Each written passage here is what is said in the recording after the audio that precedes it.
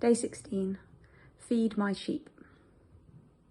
When they had finished breakfast, Jesus said to Simon Peter, "Simon, son of John, do you love me more than these?" He said to him, "Yes, Lord, you know that I love you." Jesus said to him, "Feed my lambs." A second time he said to him, "Simon, son of John, do you love me?" He said to him, "Yes, Lord, you know that I love you." Jesus said to him, "Tend my sheep." He said to him the third time, "Simon, son of John, do you love me?"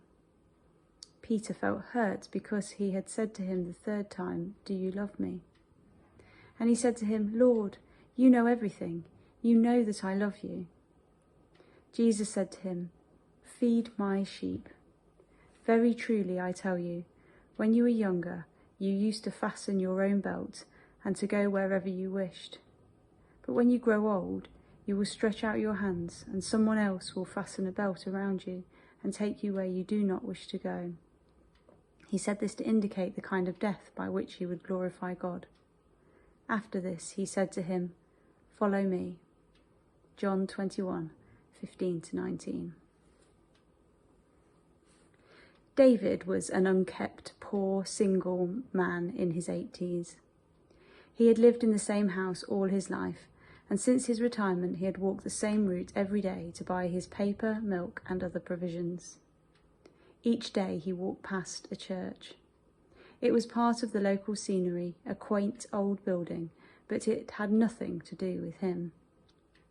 He just walked past it every day, head down, and no one saying hello to him. Same old, same old, same old.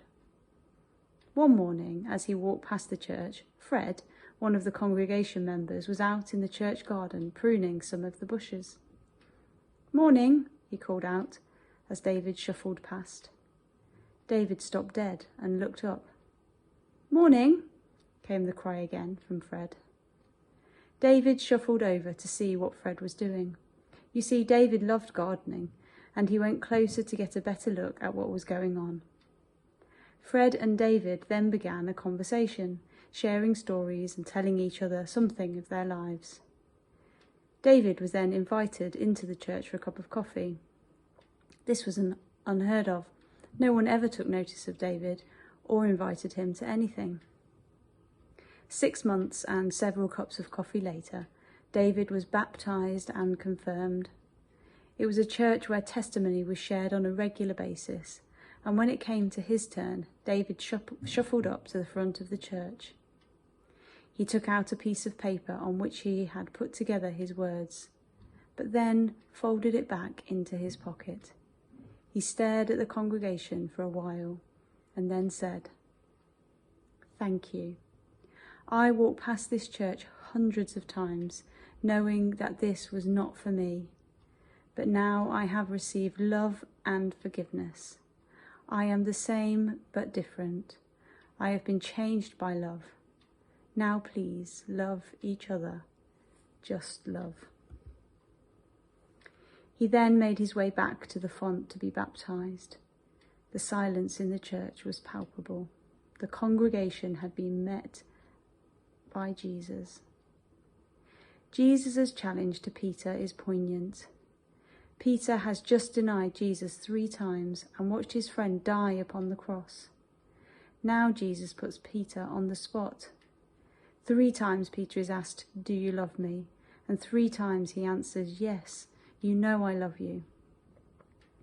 By the end, Peter is getting a little miffed at being asked the same question, but Jesus is ensuring that Peter realizes the importance of his vocation and new calling, one that will be personally very difficult and will involve Peter being taken where he does not wish to go. His vocation, his calling, was being deliberately transformed from saving his own skin, as he had done on the day of Jesus' crucifixion, to carrying out the will of Jesus Christ, led by the Holy Spirit of Pentecost. Peter becomes a lifelong learner. One of the key attributes of being a Christian is always wanting to learn more, even though this may be painful. And what does this new direction, this new calling look like?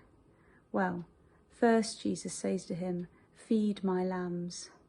Not the generic sheep. Lambs are small, vulnerable, fragile, young, in need of protection and of special care. Here is Jesus' imperative to care for the poor, vulnerable, those on the margins of society, the unloved and the unwanted. And this is to be at the heart of the mission of the church, personified by love.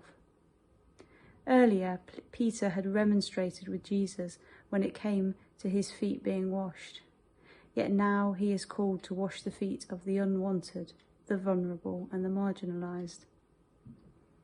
Peter was given a new vocation, a new calling. David also lived out his new calling, his new vocation.